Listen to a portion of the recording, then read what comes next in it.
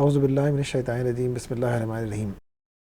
آج کا موضوع ایک ایسا موضوع ہے جو آج کل ہر ایک کا موضوع ہے، اور وہ ہے ملالہ۔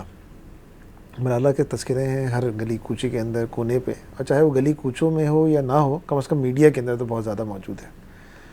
اور ہمارا جو آج کا موضوع بنتا ہے اس حوالے سے وہ یہ ہے کہ ملالہ اور پاکستان کا امیج۔ ہمارے سامنے عالم اسلام اور ہمارے سامنے پاکستان کے کئی قصے ایسے موجود ہیں جو کہ بڑے ہی باعث عظیمت ہیں، جن کو دیکھ کے ایمان اپنی بلندی تک پہنچتا ہے، اور جن کو دیکھ کے سمجھ میں آتا ہے کہ انسان کس قدر زبردست قسم کا جد و جہد پہ یقین کرنے والی مخلوق ہے۔ مثلاً ہم یہ دیکھتے ہیں ہمارے سامنے کہ کئی لوگ ہیں، ہم پڑوس میں دیکھتے ہیں، جو کہ کوشش اور جد و جہد کے اندر انہوں نے اپنی زندگیوں کو بدلنے کے لیے دن رات ایک کی اور کامیابی بھی حاصل کی۔ سوال یہ ہے کہ دن رات اس محنت کے اندر اللہ تعالیٰ کی برکتیں اور رحمتیں کتنی شامل تھیں، اور اس دن رات کی محنت کے اندر اللہ تعالیٰ کی مشیت کتنی شامل تھی، اور اس دن رات کی محنت کے بعد جو حاصل ہوا اس کے ذریعے انہوں نے کیا چیزیں دوسرے لوگوں تک پہنچانے کی کوشش کی۔ چلیں ہم بات کرتے ہیں کچھ لوگوں کی جن کے بارے میں ہم اور آپ جانتے ہیں۔ ایک صاحب بچی ہے جس کا ذکر عوریہ مقبول جان نے اپنے ایک مشہور و معروف کالم میں بھی کیا، جس کا نام تھا عبیر قاسم حمزہ۔ ایک چھوٹی سی بچی تھی جو کہ اسکول جاتی تھی، اور راستے کے اندر اس کو امریکنز فوجیوں نے اس کو چھیڑا بھی، اسے تنگ بھی کیا، اور پھر ایک دن دندناتے ہوئے عراق کے اندر اسے گھر کے اندر گھس گئے۔ سب سے پہلے برا والے کمرے میں اس کے والد کو، اس کی والدہ کو، اس کی بھائی اور بہن کو جو ہے وہ انہوں نے قتل کیا، اور اس کے بعد دوسرے کمرے کے اندر اس کے ساتھ زیادتی کی اور پھر اس کو بھی مار ڈالا۔ عبیر قاسم حمزہ کے ساتھ جو کچھ بھی ہوا وہ کسی نوبل پرائز کے لیے نامینیٹ نہیں ہو سکتی تھی، کیونکہ اس کو کرنے والے اور اس کو برتنے والے وہ لوگ تھے کہ جہاں سے خود نوبل انعام جو ہے تقسیم کیا جاتا ہے۔ وہیں پہ ایک اور بچے کا ذکر بھی ہمارے سامنے آتا ہے، جو کہ ہمارے ایک بہت اچھے صحافی دوست جمال عبداللہ احسان کا سگا بھتیجے ہیں۔ وہ اس وقت 7th کلاس کے اندر پڑھتے ہیں، اور ایک ڈرون اٹیک کے اندر ان کا سیدھا ہاتھ سے وہ محروم ہو چکے ہیں، ان کا سیدھا ہاتھ غائب ہو چکا ہے، لیکن آج بھی وہ اپنی تعلیم کی جستجو میں، اپنی محنت کی جستجو کے اندر، اپنے روشن مستقبل کے لیے تعلیم حاصل کرنے اپنے ایک کٹے ہوئے ہاتھ کے ساتھ اسکول ضرور جاتے ہیں۔ ہمارے سامنے ایک اور بچی کا ذکر بھی ملتا ہے جس کا مصر کے اندر ابھی حالیہ ذکر آتا ہے، جس کا نام اسماء البلتیجی ہے، جو کہ وہاں پہ اخوان المسلمون کے ایک لیڈر کی صاحبزادی ہیں، ایک مظاہرے میں شریک ہوتی ہیں، اور بلند عمارتوں میں موجود نشانہ جو حضرات نے اس کا نشان لے کے اس کے سر پہ گولی مارتی ہے اور وہیں پہ شہید ہو جاتی ہیں۔ یقیناً ان تمام 17 سالہ بچی یا جمال عبداللہ عثمان کے بھتیجے یا یہ عبیر حمزہ قاسم، ان میں سے کوئی بھی شاید اس قابل نہیں ہے کہ اس کو نوبل ایوارڈ، نوبل انعام کے لیے یا کسی اور پرائز کے لیے نامینیٹ کیا جا سکے، کیونکہ جن لوگوں کی طرف سے یہ تمام کارروائیاں ان بچوں کے خلاف بھی ہیں، ان کے پیچھے جو ہے وہ مغرب کی اور گوری چمڑی کی اور شاید بہت سارے دوسرے لوگوں کی آشیت بات حاصل ہے۔ ہمارے ساتھ مسئلہ کیا ہے کہ ہمارے ملک کا ایک امیج معاشرے کے اندر کریٹ کیا جا رہا ہے، اور ہمیں بتایا جا رہا ہے کہ وہ امیج کیا ہے۔ کسی زمانے میں کہنے والے نے کہا کہ ہماری پہچان بھی کچھ قداور شخصیت ہوا کرتی تھی۔ مثلا ہمارے ملک کی پہچان جہانگیر خان تھے، اسکواش کے عالمی چیمپئن، کئی سال تک انبیٹیبل جانشیر خان تھے۔ ہمارے ملک کی پہچان عمران خان تھے، ہمارے ملک کی پہچان وسیم اکرم یا جاوید میاں جیسے بیٹسمین تھے۔ ہمارے ملک کی پہچان علماء کرام کے اندر مولانا مودودی تھے، جو کہ دنیا ان کو جانتی ہے، ان سے فیض حاصل کرتی ہے۔ شاعروں کے اندر فیض احمد فیض اور فراز ہماری شاعری کی جو ہے وہ قداور شخصیت ہے، جس کو لوگ پہچانتے اور جانتے ہیں۔ سابقین نے کیلیگرافی کے اندر جو نئی بنیادیں رکھی ہیں اور جو ان کا ترہ امتیاز ہے وہ کسی کلام سے بلند ہے۔ انہوں نے جو کچھ بنایا ہے اقبال کے کلام کے اوپر اور دوسری چیزوں کے اوپر، اور سورہ رحمان کی جس طریقے سے آیات انہوں نے پینٹ کی ہیں، وہ اس کو آنکھیں جو ہے وہ دیکھتی رہ جاتی ہیں، سجدے رہ جاتی ہیں، اس سے کوئی مثال ملنا مشکل ہے۔ ہمارے یہاں عوامی خدمات کے لحاظ سے کوئی نام ہے تو ایدھی کا نام اتنا بڑا ہے کہ اس وقت دنیا کی سب سے بڑی ایمبولینس سروس ایدھی کی پاکستان کے طول و عرض کے اندر موجود ہے۔ لیکن شاید یہ تمام لوگ ہمارے ملک کی پہچان نہیں بن پاتے۔ ہمارے ملک کی پہچان انفارچونیٹلی جن لوگوں کو بنایا جاتا ہے وہ یا تو مختارہ مائی ہوتی ہے یا وہ ملالہ ہوتی ہے۔ ملالہ ایک بہت معصوم بچی ہے، ملالہ ایک بہت ہی سیدھی سادی اور شریف بچی ہے۔ مجھے اس سے پوری کی پوری ہمدردی ہے۔ اس کے ساتھ جو کچھ بھی ہوا اس پہ بھی ہم شرمسار ہیں، اور اس کے بھی ہم پریشان ہیں۔ سوال یہ اٹھتا ہے کہ کس نے کیا، اور سوال یہ ہوتا ہے کہ کیوں کر ہوا۔ لیکن اس سے آگے جو کچھ بھی ہوا اس کے بارے میں بھی ہمیں اندازہ ہو جاتا ہے کہ یہ سب کیوں کر ہوتا ہے۔ جب اسے گولی لگتی ہے اور جو بیان دیا جاتا ہے، اور جب وہ برطانیہ کے ہسپتال کے اندر پہنچتی ہے تو جو بیان آتا ہے وہ آتا یہ ہے کہ the bullet fired at the point blank range struck just above the back of the left eye, went down through the side of her jaw, damaging the skull and the jaw joint on the left side, went through the neck and lodged into the tissues above the shoulder's blade. Shock waves from the bullet shattered the thinner bone of the skull and fragments were driven into the brain. یہ وہ چیز ہے کہ جو منظر کشی کی گئی کہ جب اس کو گولی لگی تو اس کے ساتھ اس کے جسم کے اوپر یا اس کے چہرے کے ساتھ کیا ہوا. لیکن انفارچونیٹلی جو شروع کی تصاویر ہمارے سامنے آئی تو ان میں سے کوئی بھی علامت ہمارے سامنے نظر نہیں آئی کہ جس میں اس نے کہا the bullet fired at a point blank range struck above the back of the left eye and went down through the side of her jaw.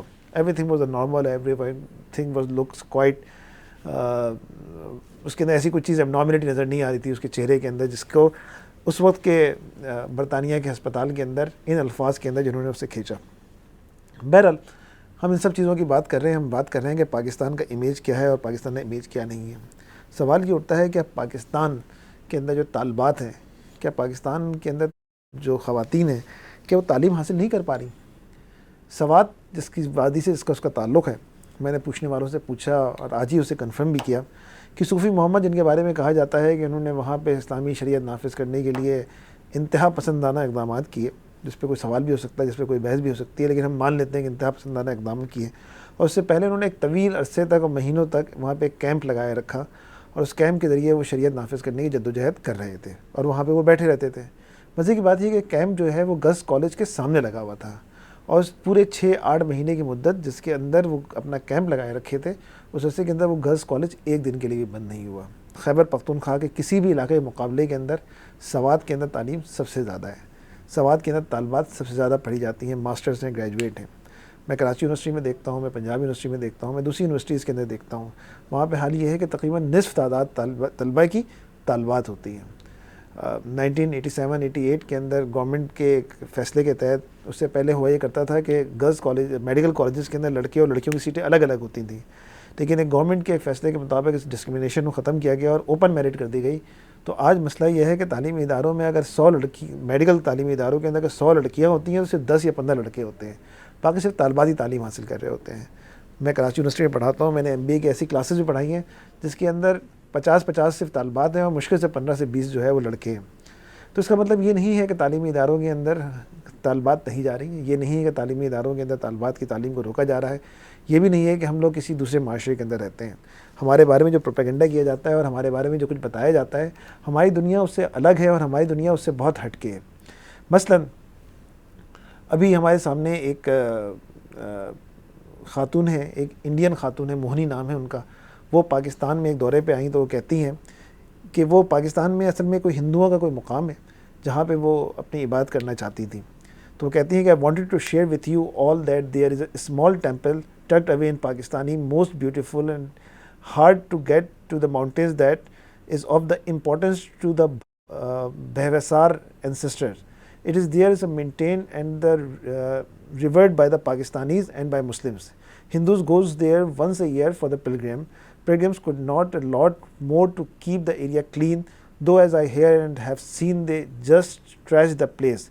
But on a positive note for me, the most incredible thing about this trip was that a group of the unknown Pakistanis who I connected over the internet welcomed me into their lives, organized this somewhat of the pilgrims for me, which is not logistically easy or completely safe, and took not a single penny in return for it. Not a single penny, but a whole lot of the love and trust in return.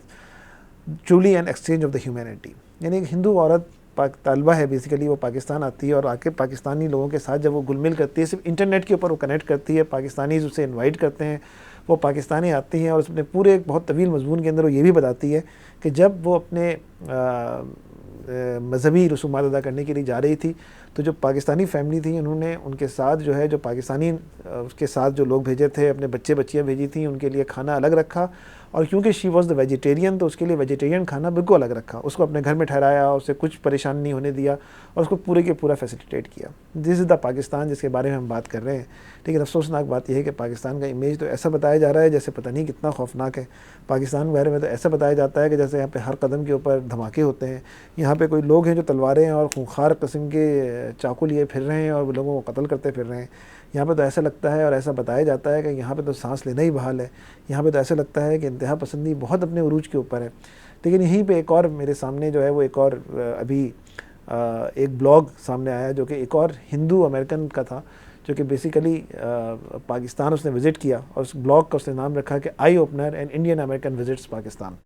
اس کے اندر وہ کہتا ہے کہ جب میں کراچی میں آنا نہیں چاہتا تھا پاکستان, اور مجھے بتایا گیا کہ 1947 کے بعد سے میرے خاندان نے کسی فرد نے پاکستان کا وزٹ نہیں کیا تھا. وہ سری لنکا گیا تو اسے وہاں پہ 2 دوست ملے جو کہ پاکستانی تھے, ایک کا تعلق لاہور سے تھا, ایک کا تعلق کراچی سے تھا. انہوں نے اس سے کہا کہ تم پاکستان کا وزٹ کرو. اس نے کہا کہ وہاں پہ تو بڑے حالات خراب ہیں. کہنے لگے ہم تمہیں سیکورٹی دیتے ہیں, کراچی 2 کروڑ کا شہر ہے, وہاں پہ کوئی چھوٹے موٹے انسیڈنٹ ہو جائے تو کوئی مسئلہ نہیں, تو وہاں ہم تمہیں سیفٹی پرووائڈ کرتے ہیں, تمہیں ہم دکھاتے ہیں کہ پاکستان کیسا ہے.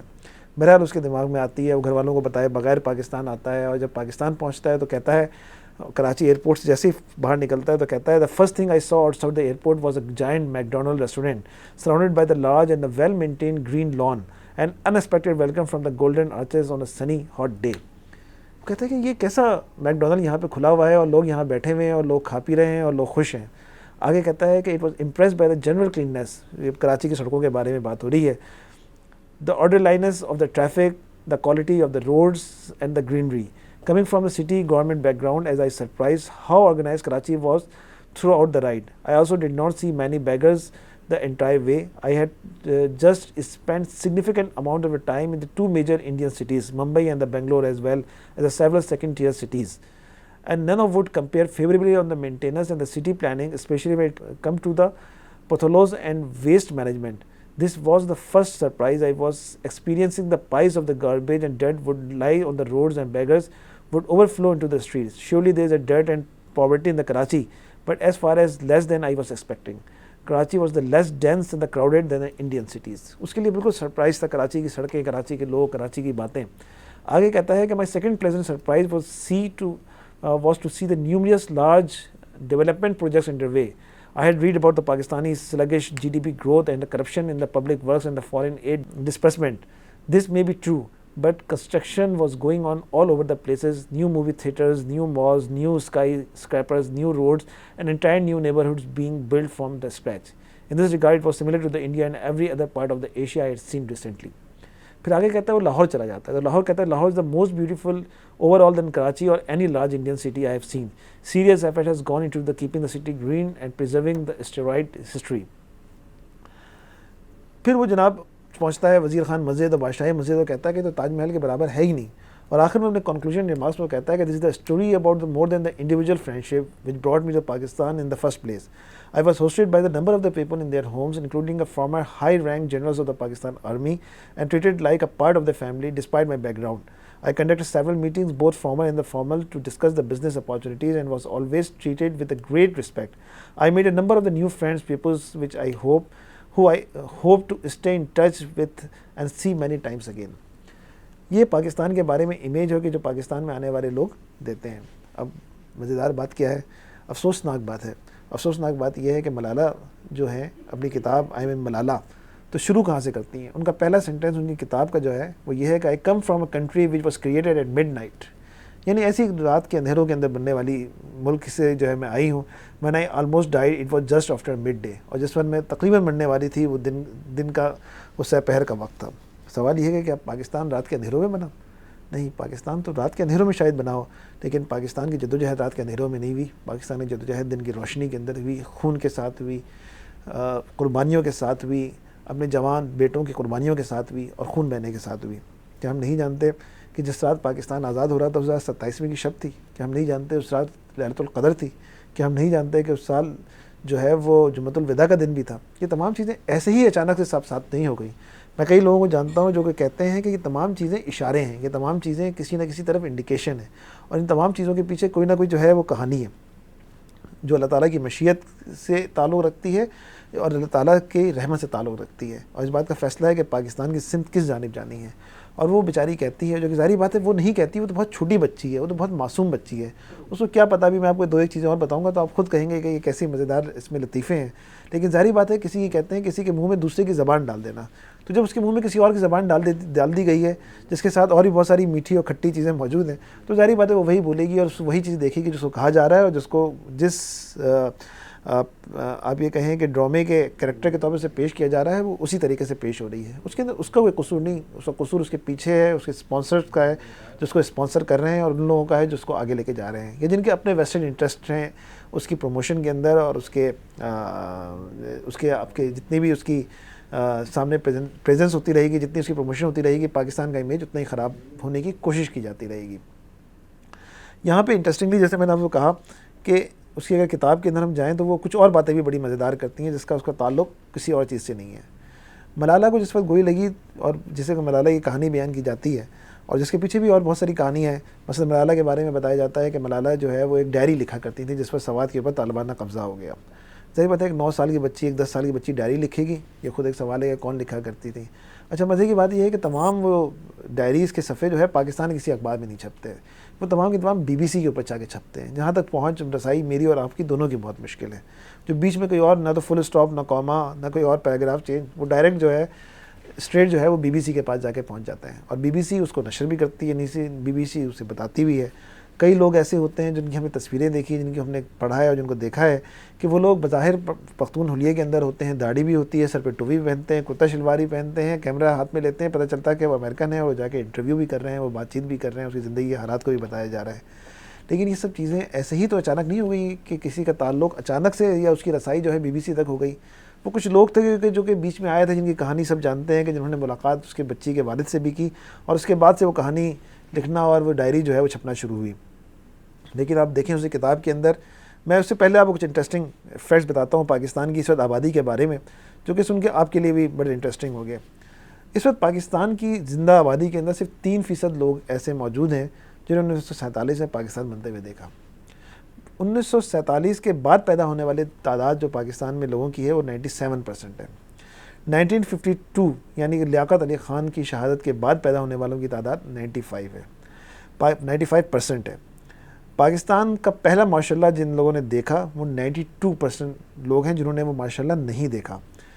ڈڈ ناٹ سی 1965 وار, وہ لوگ جنہوں نے 65 کی جنگ نہیں دیکھی, ان لوگوں کی تعداد 88% ہے, 88% ہے. جن لوگوں نے اس پاکستان کا سیکنڈ مارشاء اللہ کے بعد پیدا ہوئے وہ 85% ہے پاکستان کی آبادی کے اندر. جنہوں نے پاکستان کو ٹوٹتے ہوئے نہیں دیکھا ایسے لوگ 84% موجود ہیں پاکستان کی آبادی میں. پاکستان کے تیسرا مارشاء اللہ 1977 میں جو کہ لگتا ہے, اس کے بعد پیدا ہونے والی آبادی 78% ہے, جس کے اندر ملالہ بھی شامل ہے, ہو سکتا ہے کہ ان کے فادر بھی شامل ہو اس کے اندر. اسی طرح پاکستان کا جو کرکٹ کپ جن لوگوں نے جب پاکستان جیتا 1992 میں, اس کے بعد پیدا ہونے والوں کی تعداد پاکستان میں 57% ہے. اس طرح پاکستان کے ایٹمی دھماکوں کی خبر جنہوں نے اپنے کانوں سے نہیں سنی, اس طرح کے لوگوں کی آبادی 43% ہے. اور وہ لوگ جو کہ مشرف کے ماشاء اللہ کے بعد پیدا ہوئے, ان لوگوں کی آبادی پاکستان میں 41% ہے. یہ وہ تمام نمبرز پرسنٹیجز ہیں جو کہ Pakistan census of the population سے اس طرح کی distribution of the age groups کی گئی ہے, اس سے اور تاریخوں کے ساتھ اگر اسے میچ کیا جائے اور انکارپوریٹ کیا جائے تو اس طرح کے نمبرز ہمارے سامنے آتے ہیں. یہ کوئی ہماری طرف سے نہیں, یہ تمام کے تمام سینسس آف پاکستان کے ریفرنسز کے ساتھ میں بات کر رہا ہوں. تو انٹرسٹنگ چیز یہ ہے کہ ملالہ کی خود پیدائش جو ہے وہ 1977 کے بعد, جیسے آپ یہ کہیں کہ ضیاء الحق صاحب کے بعد کی ہے, لیکن وہ اپنی کتاب میں کیا کہتی ہیں, اور بڑی انٹرسٹنگ بات ہے کہ 10 سال کے بچی یا 12 سال کی بچی کا یہ بات کہہ سکتی ہے جو کہ اس میں کہا جا رہا ہے کہ my country may not be very old but unfortunately it is already has a history of military coups and when my father was the eighth a general called Zia ul Haq seized power. There are still many pictures of him around. He was a scary man. اب آپ یہ سوچیں کہ کسی بھی صدر مملکت کے بارے میں آپ کو اختلاف رائے ہو سکتا ہے, ہمیں شاید بھٹو سے اختلاف رائے ہو, چاہے ہمیں بے نظیر سے اختلاف رائے ہو, چاہے نواز شریف سے اختلاف رائے ہو, چاہے زرداری صاحب سے تعلق ہو, لیکن اخلاقیات کے دامن اپنی جگہ پہ رکھتے جاتے ہیں.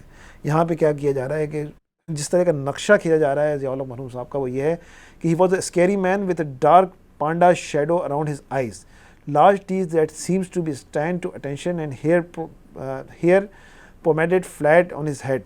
He arrested our elected Prime Minister Zulfikar Ali Bhutto and had him tried for the treason that hanged from the scaffold in Rawalpindi jail. Even today people talk for the Mr. Bhutto as a man of the great charisma. They say he was the first Pakistani leader to stand up for the common people, though he himself was the feudal lord with the vast estates of the mango fields. His execution shocks everybody and made Pakistan look bad all around the world. The American cut off aid. یہ وہ چیزیں ہیں جو کہ basically ایک بچی جو ہے وہ کہہ رہی ہے. کیا اس کو اتنا شعور موجود ہے اس وقت کہ اس نے ضیاء الحق کی تو تصویر بھی شاید اس طریقے سے نہ دیکھی ہو, لیکن اس طریقے کا منظر کھینچا جا رہا ہے, یقیناً اس کے الفاظ نہیں ہیں.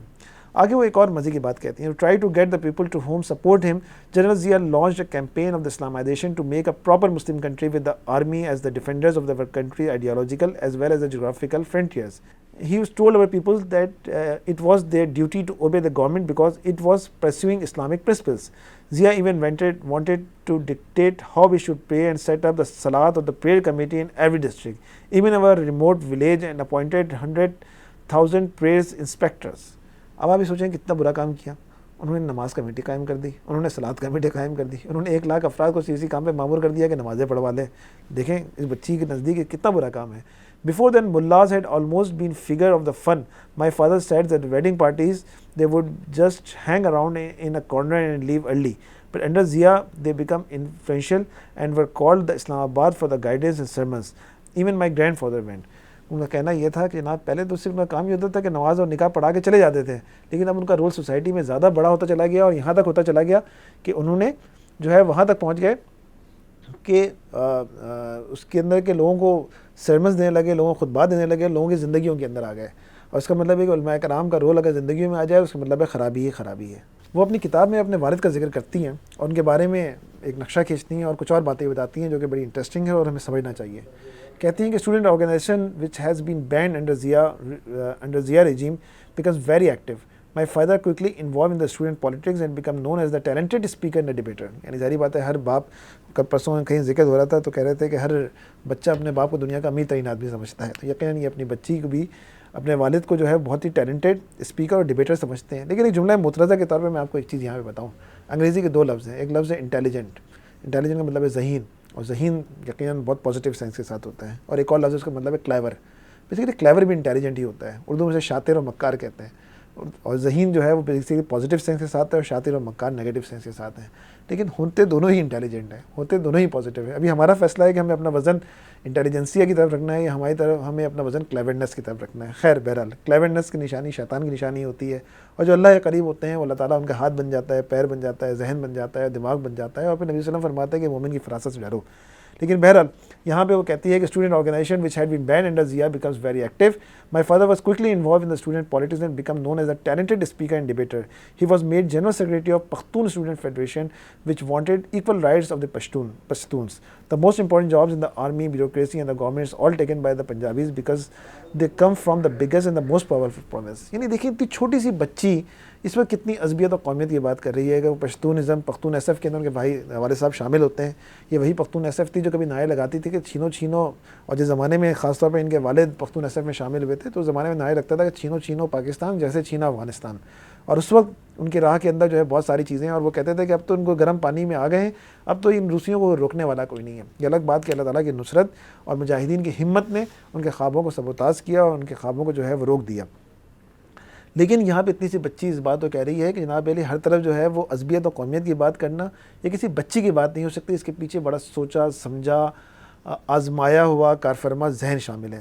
پھر آگے کہتے ہیں the other main student organization was Islami Jamiat Talaba, the student wing of the religious party Jamaat Islami, which was powerful in many universities in Pakistan. They provided free textbooks and grant to the students but held deeply intolerant views, and their favorite pastime was to patrol universities and sabotage the music concerts. اب یہ وہ propaganda ہے کہ جو وہ کر رہے ہیں. ساتھ میں یہ تو اقرار کر رہی ہیں کہ لوگوں میں فری ایجوکیشن اور فری کتابیں تقسیم کر رہے تھے, لیکن ساتھ میں اپنا جو مطمع نظر تھا وہ بھی اس کے اندر بیان کر دیا. یہیں پہ آگے ایک اور بڑا کنٹروورشل چیز جس کی طرف آج عریا جان مقبول نے بھی اپنے کالم کی طرف ذکر کیا, جس کے اندر ان کے سلمان رشدی کے بارے میں خیالات کا ذکر کیا گیا, ان کے والد کے خیالات, اس بچی کے خیالات کیا ہیں, اور سلمان رشدی نے کتاب کے بارے میں کیا لکھا اس کے بارے میں. ایسی آیت اللہ خمینی نے جو ہے وہ اسے قتل کا فتویٰ داخل نہیں کر دیا. وہ کوئی ایسے ہی نہیں تھے کہ جس کی بنیاد کے اوپر انہوں نے اتنا بڑا فتویٰ داخل کر دیا کہ اس کو جو ہے واجب القتل قرار دیا. نبی کریم صلی اللہ علیہ وسلم سے محبت, ان کا تعلق ہمارے دین کا حصہ ہے. غازی علم دین شہید ہم کہتے ہیں. غازی علم دین شہید نے کیا کیا تھا؟ اللہ تعالیٰ کے نبی صلی اللہ علیہ وسلم کی بے حرمتی یا ان کی بدتمیزی جو ہے وہ برداشت نہیں کی جا سکتی. کہتے ہیں لکھتی ہے بچی, اور مجھے ذرا اس پہ اعتراض ہے, شاید شک بھی ہے کہ یہ بچی لکھتی ہے. جو کوئی بھی لکھتا ہے وہ لکھتا ہے کہ one of their most hated debate in their first year was over a novel. The book was called The Semitic Verses by Salman Rushdie, and it was the parody of the Prophet's life in the Bombay. Muslims widely considered it blasphemous and provoked much outrage, and that it seemed people were talking a little else. یعنی کہ ایک بڑی عجیب سی یہ خاص جملے ہیں جو کہ ہم نے اکثر اوقات لبرل اور سیکولر اور آپ سمجھیں کہ مغربی سسٹم کو بلیو کرنے والے ان کے لفظ ہیں کہ مسلمس وائڈلی کنسیڈرڈ. کیا مطلب؟ ملالہ مسلمان نہیں ہے, وہ یہ نہیں کہہ سکتی تھی کہ وی مسلمس کنسیڈرڈ, لیکن انہوں نے ایک مسلمس کر کے اپنے آپ کو سیگریگیٹ کر لیا, اپنے آپ کو ہٹا دیا, الگ کر لیا. It was not actually on sin in Pakistan, but then a series of the articles appeared in the Urdu newspaper by a mullah close to our intelligence services. اب یہ ملا کا لفظ جو ہے اس نے کس طرح سے استعمال کیا, بچی کو کس نے بتایا کہ ملا کیا ہے, اس نے قرآن مجید کس سے پڑھا ہے اور کس نے بتایا ہے. لیکن خود بتاتی ہے کہ میرے گرینڈ فادر جو ہیں وہ عالم دین تھے, اگر وہ عالم دین تھے تو ہی واز آلسو دا ملا. But then a series of the articles appeared in the Urdu newspaper by the mullahs close to our intelligence services, berating the books as an offensive to the Prophet and saying it was the duty of the good Muslims to protest. Soon mullahs all over the Pakistan were denouncing the book, calling for its ban, and angry demonstrations were held. The most violent took place in the Islamabad on 12 February 1989. اب ابھی سوچیں کہ اس بچی کے ذہن میں جو کچھ بتایا جاتا ہے, اس بچی کے ذہن میں جو کچھ پڑھایا جا رہا ہے, اور یہ جو آئم ملالہ کے نام سے جو کچھ چھپا ہوا ہے, it's nothing other than the garbage. چلیں, لیکن ہم نے مان لیا کہ اس نے بڑی قربانی دی, ہم نے یہ بات مان لی کہ اس نے بڑا کام کیا, اس نے تعلیم کے لیے بہت کوشش کر رہی تھی, اس کی وجہ سے اس کے اوپر اٹیک بھی ہوا, اور اس کا نام جو ہے جو میڈیا کو جو ملال ہے اس بات کا ہے کہ اسے نوبل انعام نہیں ملا. ظاہری بات ہے ایدھی کس کام کی کہ ان کو نوبل انعام ملے, انہوں نے اتنا بڑا کام کیا. ہمیں معلوم ہے کہ نوبل انعام جو ہے وہ کنٹروورشل پرسنالٹیز کو ملتا ہے, ملنا تھا تو عبدالسلام کو, ڈاکٹر عبدالسلام کو ملا, اس کے علاوہ کہ یہاں پہ کوئی اور آدمی ایسا نہیں تھا جس نے کوئی اور کام کیا ہو. لیکن ڈاکٹر عبدالسلام اور اس کے پیچھے اسرائیلی ریاست اور اسرائیلی ریاست کے ساتھ ان کے تعلقات, they are so many things are involve, this is not a time to discuss all these things. لیکن بہرحال سمجھنے کی بات یہ ہے کہ یہ کنٹروورشل پرسنالٹیز کو ملتا ہے, لیکن نہیں ملنے پہ بڑا ملال تھا. مجھے تو بڑی خوشی ہوئی کہ نوبل پرائز نہیں ملا. مجھے کیوں خوشی ہوئی؟ اس کی وجہ ہے کہ میں اس لسٹ کو جب میں دیکھتا ہوں کہ جن لوگوں کو نوبل انعام ملا تو اس کے اندر بڑے بڑے نام آتے ہیں, ایسے لوگ جن کے امن کے ساتھ جن کی بڑی محبت ہوتی ہے. مثلاً Barack Obama, United State president, ان کی امن کے ساتھ محبت ہمیں نظر نہیں آ رہی کس جگہ کس طریقے سے یہ دنیا بھر کے اندر قتل و غارت گری کر رہے ہیں. ال گورے, یونائٹڈ اسٹیٹ کے وائس پریزیڈنٹ. محمد البردائی, ایجپٹ کے, جو کہ اس وقت پورے کے پورے اس گورنمنٹ کے اندر شامل رہے جنہوں نے اخوان المسلمین کا قتل عام کیا.